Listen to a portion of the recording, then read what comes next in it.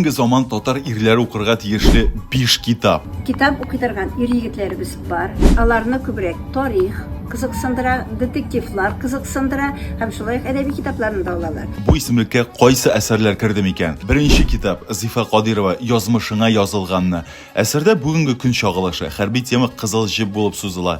Әсәрнең төп герое Даниярны тормыш һәр яклап сыный. Хәрби хезмәттәге иптәшләрен югалту ачысында татырга туры килә аңа. Шушы авырлыкларны күтәрә алмыйча тормышның төбенә төшә ул. Данияр яңадан күтәрелергә үзендә көч таба алырмы? Бу сорауга сез түгел, мин үзем дә җавапны белмим. Китапка интернет аркылы заказ биреп куйдым инде. 2 майда килергә тиеш. Сез дә укырга җитешегез. 2 китап Зинур Хөснияр Әтием кайда Суслангер. Bu tarihi bir күңелгә үтеп керә торган тема бит инде. Гаепсездән гаепле кешеләрне Суслангерга җибәргәннәр бит бу лагерь.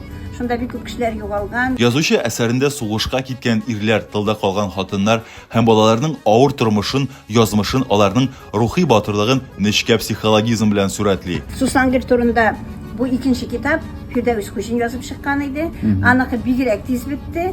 Edebi formada bu edebi dokumental itib işlengen hem күңелгә үтеп керә торган. 3 китап Равил Фәхретдинов Татар тарихы. Татарстан тарихы бұрынғыдан алып, хәзерге вакытка кадәр кыскача гына Фәхретдинов безнең тарих галиме, ул аны гел өстәп тора, үзгәртеп тора, гел чыгарып тора китап.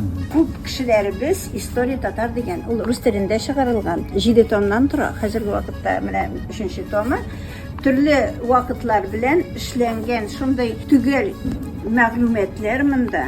Бик зур байлык дия олалар безнең сатып алучыларыбыз. 4 китап Татар гаиләсе, гореф-гадәтләр һәм юлалар.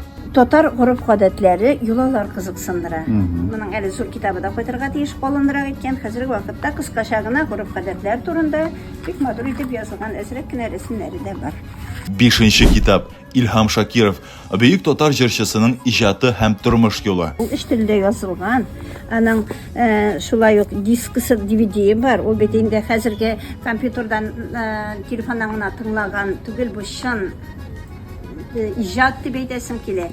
Менә шушы китапны безнең гел иратлар ала. Бүлеккә алалар үзләренә. Бу бит инде истәлек безнең тарихыбыз дип шундый яратып алалар. Әйче һәм Шалының легендар рәхмәт кибете төзегән исемлек белән килешәсезме? Килешмәгән очракта бу бишлеккә кайсы авторларның нинди әсәрләрен кертер идегез? Җавапларыгызны көтеп калабыз. Әгәр бу видео 200 лайк җыйса, укырга тиешле тагын бер мавыктыргыч бишлек белән таныштырырбыз. Исегезгә төшерәбез моңарчы Әйче татар хатын-кызлары укырга тиешле 5 китап тәкъдим иткән иде. Әйченең ВКонтактедәге сәхифәсеннән эзләп таба аласыз.